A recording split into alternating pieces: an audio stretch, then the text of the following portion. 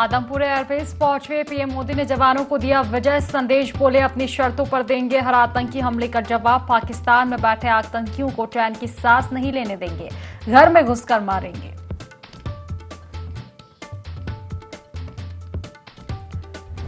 Operation सिंदूर के बाद operation को लेकर पाकिस्तान के बाद घाटी के आतंकियों पर टूट रहा सेना का कहर। शोपियों में लश्कर-ए-3 आतंकियों को किया ढेर, घाटी में हाई अलर्ट।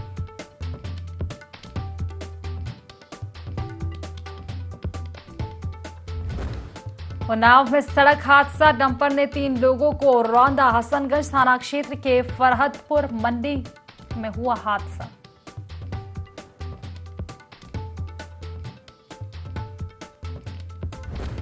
महाराजगंज में 2 पक्षों में विवाद, जमकर चले लाठियों और डंडे। वीडियो सोशल मीडिया पर वायरल। ऊंटी खास गांव की घटना।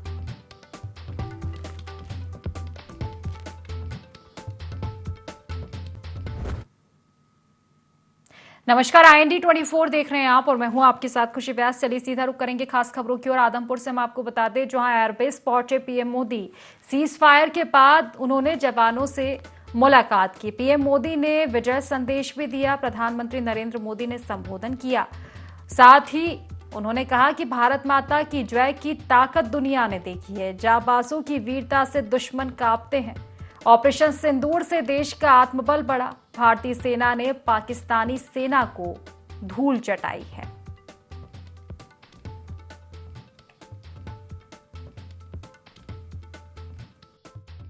कि हर उस नागरिक की आवाज है जो देश के लिए जीना चाहता है, कुछ कर गुजरना चाहता है। भारत माता की जय मैदान में भी गूंजती है और मिशन में भी। जब भारत के सैनिक मां भारती की जय बोलते हैं तो दुश्मन के कलेजे कांप जाते हैं। जब हमारे ड्रोन दुश्मन के किले की दीवारों को ढहा देते हैं, जब हमारी मिसाइलें सनसनाती हुई निशाने पर पहुंचती हैं, तो दुश्मन को सुनाई देता है भारत माता। जब हम सूरज उगा देते हैं तो दुश्मन को दिखाई देता है भारत माता की जय। जब हमारी फौजें न्यूक्लियर ब्लैकमेल की धमकी की हवा निकाल देती है तो आकाश से पाताल तक एक ही बात गूंजती है, भारत माता की जय। साथियों, वाकई आप सभी ने कोटि कोटि भारतीयों का सीना चौड़ा कर दिया है। हर भारतीय का माथा गर्व से ऊंचा कर दिया है। आपने इतिहास रच दिया है। चलिए खबरों में आगे बढ़ेंगे, जहां पहलगाम हमले के बाद आतंकियों का सफाया शुरू हो चुका है। शोपियां में सुरक्षा बलों और आतंकियों की मुठभेड़ हुई। मुठभेड़ में 3 आतंकी ढेर हुए हैं। कई आतंकियों के छिपे होने की भी खबर सामने आ रही है। सुरक्षा बलों ने इलाके की घेराबंदी की। सुरक्षा एजेंसियों ने आतंकियों के पोस्टर लगाए हैं। 3 आतंकियों के पोस्टर लगाए। आतंकियों पर 20-20 लाख रुपए का इनाम घोषित किया गया है। जम्मू कश्मीर से ये खबर हम आप तक पहुंचा रहे हैं। पहलगाम हमले के आतंकियों का सफाया अब शुरू कर दिया गया है। शोपियां में सुरक्षा बलों और आतंकियों की मुठभेड़ हुई, जिसमें 3 आतंकियों को ढेर किया गया है। कई आतंकियों के छुपे होने की खबर है। इसी के चलते सुरक्षा बलों ने घेराबंदी कर ली है इलाके की। सुरक्षा एजेंसियों ने आतंकियों के पोस्टर भी लगाए हैं। आतंकियों पर 20-20 लाख रुपए का इनाम घोषित किया गया है।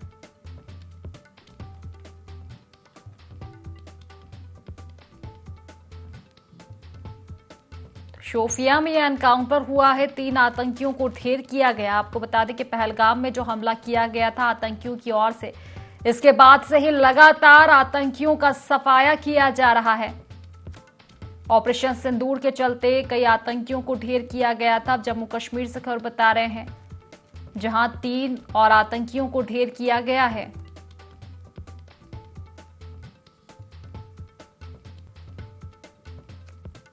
सुरक्षा बलों ने इलाके की घेराबंदी की है, क्योंकि और भी आतंकियों के छुपे होने की खबर है। इसके साथ ही पोस्टर भी लगाए गए हैं आतंकियों के। आतंकियों पर 20-20 लाख का इनाम घोषित किया गया है।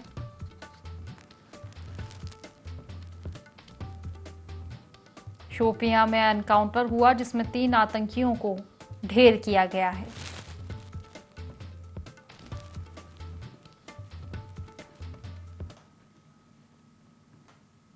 तो खबर उत्तर प्रदेश के लखनऊ से है, जहां प्रदेश के मुख्यमंत्री योगी आदित्यनाथ के नेतृत्व वाली सरकार ने पिछले 8 साल में न केवल अपराधियों की कमर तोड़ी, बल्कि उत्तर प्रदेश में आतंकवादी संगठनों के स्लीपिंग मॉड्यूल और असामाजिक तत्वों को भी पूरी तरह से नेस्तनाबूद कर दिया है। इस दौरान योगी सरकार ने न सिर्फ आतंकियों के नेटवर्क को ध्वस्त किया, बल्कि आतंकवाद का वित्त पोषण, धार्मिक उन्माद, फर्जी दस्तावेज और विदेशी घुसपैठ पर भी प्रहार किया। उत्तर प्रदेश सरकार ने पिछले 8 सालों में जहां एक और 230 दुर्दांत अपराधियों को मुठभेड़ में ढेर किया, तो वहीं दूसरी ओर आतंकवादी संगठनों के 142 सहयोगियों को गिरफ्तार किया है और 1 को मार गिराया है। इनमें से 131 सहयोगी आतंकवादी संगठनों के सदस्यों को पनाह देने के साथ साथ उन्हें गोपनीय सूचनाएं भी पहुंचाते थे, जबकि 1 आतंकवादी को मुठभेड़ में मार गिराया है। बयान के मुताबिक आतंकवादी संगठनों का वित्त पोषण करने वाले 11 लोगों को भी गिरफ्तार किया गया है।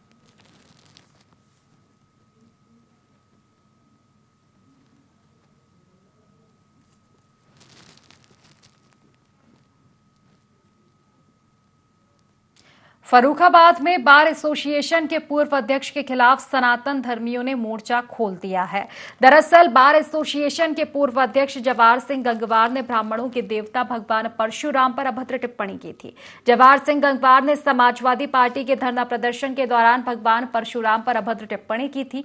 इसके बाद ब्राह्मण समाज सहित सनातन धर्मियों ने पूर्व अध्यक्ष के खिलाफ जिलाधिकारी को 2 दिन में कार्रवाई करने का ज्ञापन सौंपा था। 12 दिन बीतने के बाद भी जब कोई कार्रवाई नहीं हुई, तो सनातन धर्मियों ने कलेक्ट्रेट पहुंचकर धरना प्रदर्शन किया और जिलाधिकारी को ज्ञापन सौंपकर एफआईआर दर्ज करने की मांग उठाई। उन्होंने चेतावनी देते हुए कहा कि पूर्व अध्यक्ष के खिलाफ एफआईआर दर्ज नहीं हुई तो ब्राह्मण समाज सनातन धर्मियों के साथ मिलकर बड़ा आंदोलन करेगा।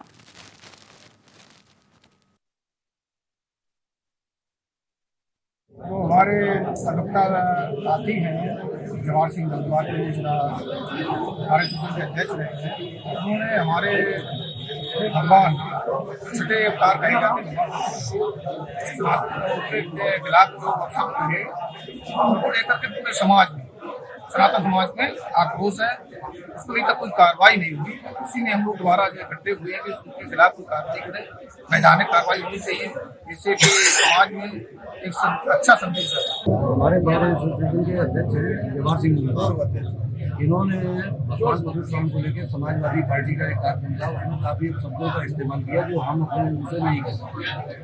जब हमारे सभी सनातन हिंदू धर्म से जुड़े एक व्यक्ति को बात को लेकर बड़ा शोक हुआ, तो हम लोगों ने 2 तारीख को जिलाधिकारी को ज्ञापन दिया था और ये कहा था कि 30 दिन पे कार्रवाई होनी चाहिए, एफआईआर दर्ज करके इनके खिलाफ गिरफ्तारी होगी।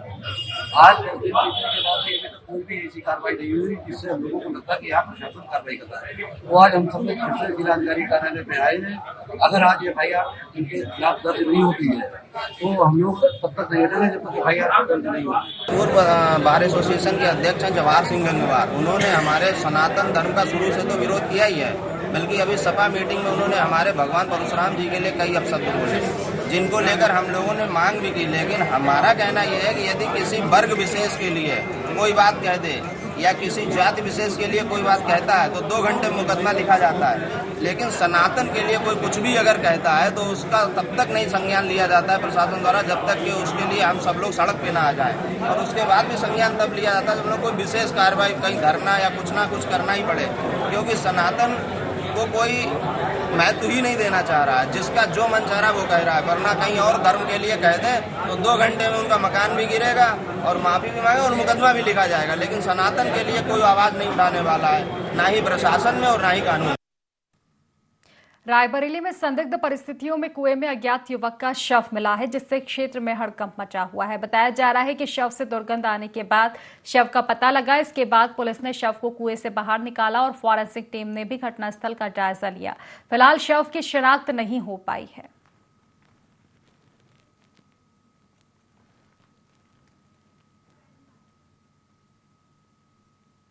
तो ज्येष्ठ माह के पहले मंगलवार को रायबरेली में बड़े मंगल के रूप में श्रद्धापूर्वक मनाया जा रहा है। पंचमुखी हनुमान मंदिर में सुबह से भक्तों की भीड़ नजर आई। भगवान का श्रृंगार कर हनुमत कवच का पाठ किया गया। इसके बाद शाम 6 बजे सुंदरकांड का पाठ भी किया गया है। मान्यता है कि इसी दिन भगवान राम से हनुमान जी का मिलन हुआ था, इसी कारण इसे बड़ा मंगल कहा जाता है। शहर में जगह जगह भंडारे लगाए गए हैं, जहां श्रद्धालुओं ने प्रसाद ग्रहण किया। फर्रुखाबाद में मिट्टी खनन के गड्ढों में 2 किशोरी दब गई, जिससे एक की मौत हो गई, वहीं दूसरी गंभीर रूप से घायल है। बताया जा रहा है कि 5 किशोरियां मिट्टी लेने गई थी। खनन के गड्ढों से मिट्टी खोदते समय मिट्टी का टीला भरभराकर 2 किशोरियों के ऊपर गिर गया। सूचना मिलते ही परिजन मौके पर पहुंचे और घायल को सीएचसी में भर्ती कराया। पूरा मामला कमलागंज थाना क्षेत्र के सदरियापुर गांव का बताया जा रहा है।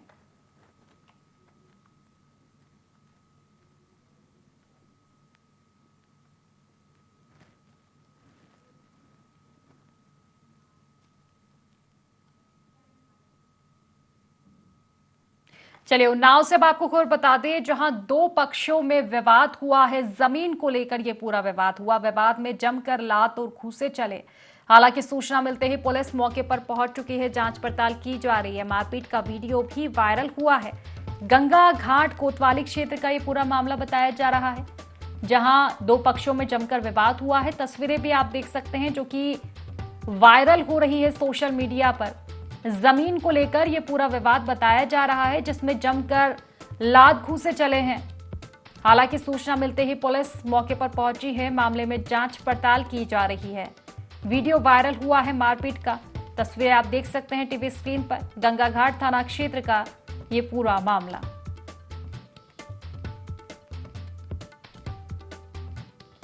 तो नाव से हम आपको खबर बता रहे हैं, जहां जमीन को लेकर विवाद हुआ है 2 पक्षों में। आपको बता दें कि इस दौरान जमकर लात घूंसे चले हैं। सूचना मिलते ही पुलिस मौके पर पहुंची, जांच पड़ताल शुरू की गई है। तो मारपीट का वीडियो सोशल मीडिया पर भी वायरल हुआ है। गंगा घाट कोतवाली क्षेत्र का ये पूरा मामला।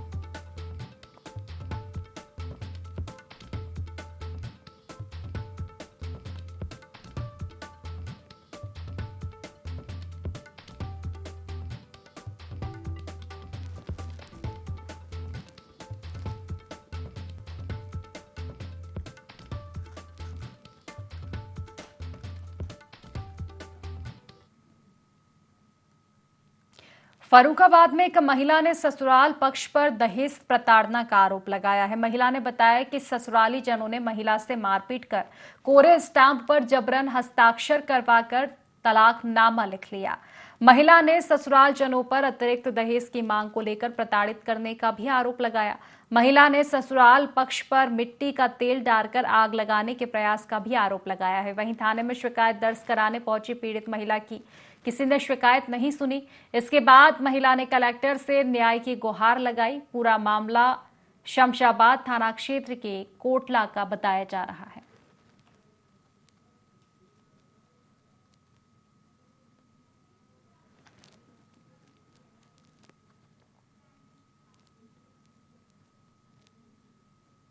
तो भारतीय क्रिकेटर विराट कोहली अपनी पत्नी अनुष्का शर्मा और 2 बच्चों के साथ वृंदावन पहुंचे, जहां उन्होंने केली कुंज आश्रम में संत प्रेमानंद महाराज से मुलाकात कर उनका आशीर्वाद लिया और आध्यात्मिक चर्चा भी की। जहां संत प्रेमानंद महाराज ने कहा कि भगवान की कृपा अंदर का चिंतन बदलना है। इससे आपके अनंत जन्मों के संस्कार भस्म होकर अगला जन्म बड़ा उत्तम हो जाता है। साथ ही विराट ने संत प्रेमानंद के गुरु गौरांगी शरण से भी मुलाकात की। बीते दिन ही विराट ने टेस्ट क्रिकेट से संन्यास की घोषणा कर दी थी। पहले भी विराट संत प्रेमानंद महाराज से मिल चुके हैं। तब विराट ने असफलता से बाहर निकलने का राज पूछा था। तब संत प्रेमानंद महाराज ने अभ्यास जारी रखने की सलाह दी थी।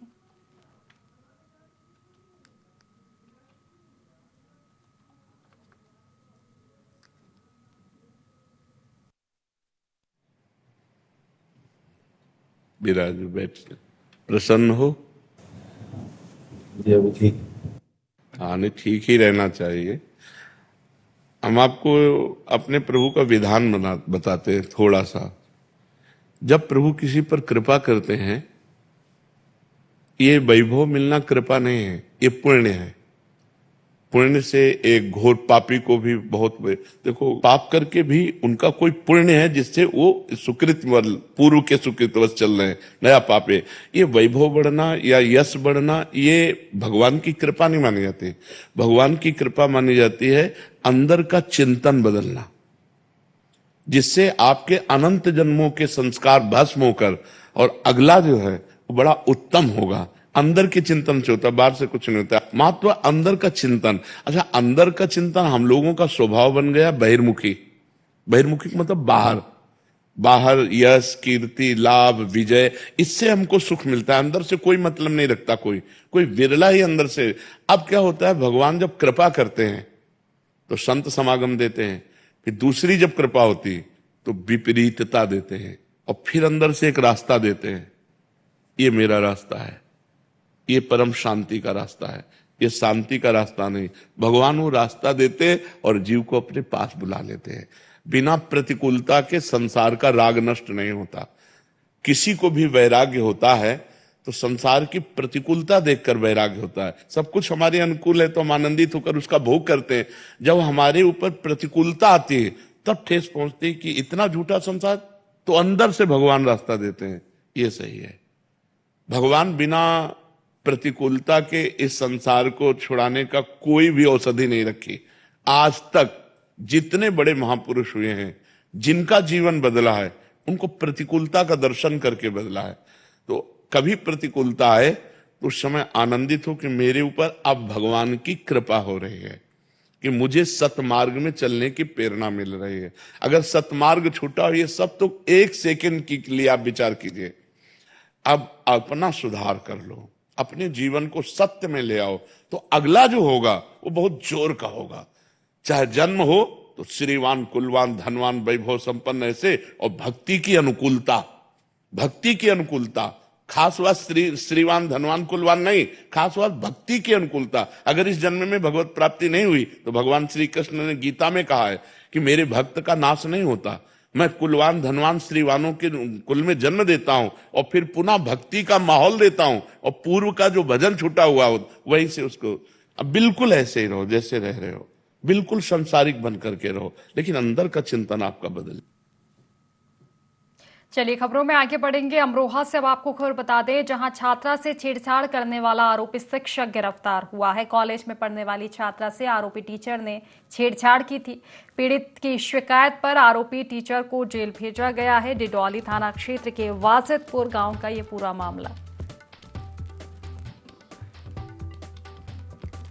तो अमरोहा के वाजिदपुर गांव का ये पूरा मामला बताया जा रहा है। छात्रा से छेड़छाड़ करने वाला आरोपी शिक्षक गिरफ्तार हुआ है। कॉलेज में पढ़ने वाली छात्रा से आरोपी शिक्षक ने छेड़खानी की थी। इसके बाद पीड़िता की शिकायत पर पुलिस ने कार्रवाई करते हुए आरोपी टीचर को जेल भेजा है। अमरोहा के डिडौली थाना क्षेत्र के वाजिदपुर गांव का ये पूरा मामला बताया जा रहा है, जहां छेड़खानी के मामले में शिक्षक को जेल भेजा गया है। कॉलेज में पढ़ने वाली छात्रा से छेड़खानी की वारदात को अंजाम दिया था आरोपी शिक्षक ने। पीड़िता की शिकायत के बाद पुलिस ने कार्रवाई करते हुए आरोपी को जेल भेजा।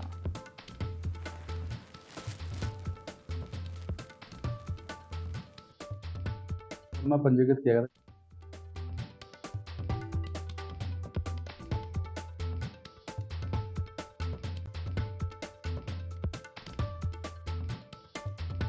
एक मुकदमा पंजीकृत किया गया था ढाण डिडौरी क्षेत्र के अंतर्गत, जिसमें कि एक संविदा शिक्षक द्वारा एक अपनी छात्रा से अश्लील हरकतें करने और उसके ऊपर प्राणघातक हमला करने का आरोप में एक मुकदमा पंजीकृत किया गया था, जिसमें कि 12 तारीख को जो नामजद अभियुक्त था उसकी गिरफ्तारी करके उसको न्यायालय के समक्ष प्रस्तुत किया गया। एक मुकदमा पंजीकृत किया गया था ढाण डिडौरी क्षेत्र के अंतर्गत, जिसमें कि एक संविदा शिक्षक द्वारा एक अपनी छात्रा से अश्लील हरकतें करने और उसके ऊपर प्राणघातक हमला करने का आरोप में मुकदमा पंजीकृत किया गया, जिसमें कि 12 तारीख को जो नामजद अभियुक्त था उसकी गिरफ्तारी करके उसको न्यायालय के समक्ष प्रस्तुत किया गया।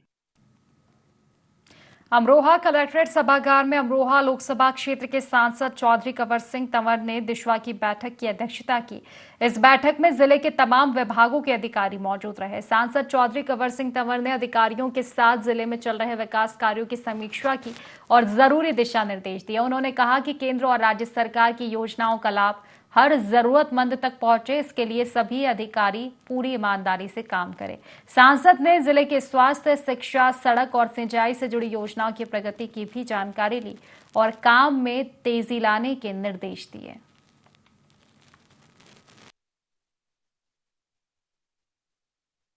की मीटिंग थी और जिले के विकास की, जिले में क्या क्या विकास हो रहा है, सेंट्रल गवर्नमेंट से क्या हो रहा है, सभी यहाँ प्रतिनिधि आए और हमारे डीएम साहिबा, पूरे यहाँ के जिला के सभी अधिकारी, सभी विभाग के अधिकारी थे और जिले में जो विकास कार्य चल रहे हैं उनकी समीक्षा के लिए बैठक थी।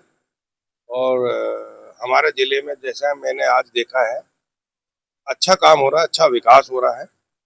कुछ जो एक दो समस्याएं हैं वो समस्याएं हल हो जाएंगी। कुछ बिजली की समस्याएं जैसे अभी आंधी आई थी तो जल्दी से वो हल हो जाएंगी। और सभी लोग जो हमारे प्रतिनिधि आए थे सभी ने अपनी अपनी समस्याएं रखी और जल्दी सभी को आश्वासन है कि जल्दी काम होगा। जो आज इन्होंने लोगों ने अपनी समस्याएं रखी हैं और हमारे जिले में जो पहले से, अब जब से योगी जी की सरकार आई है, जब से काफी विकास हुआ है। स्कूलों में भी हमारा जिला बहुत अच्छे नंबरों से ऊपर आया है। बच्चे यहाँ के जो सरकारी स्कूल के बच्चे हैं वो बहुत दूसरे तीसरे नंबर पे आए, तो हमें खुशी है और आगे भी हम ये चाहते हैं कि अमरोहा जिले का विकास होता रहे और ये यहाँ के किसानों की समस्याएं दूर होती रहे। सोनभद्र के थाना जुगैल में हुई बच्चे की हत्या का पुलिस ने खुलासा किया। बताया जा रहा है कि बच्चा परिजनों के साथ शादी समारोह में गया था, उसके बाद उसका शव खेत में मिला। पुलिस ने मामले में खुलासा करते हुए बताया कि लड़के की सौतेली मां ने ही उसकी हत्या की। पुलिस ने आरोपी सौतेली मां को गिरफ्तार कर लिया है।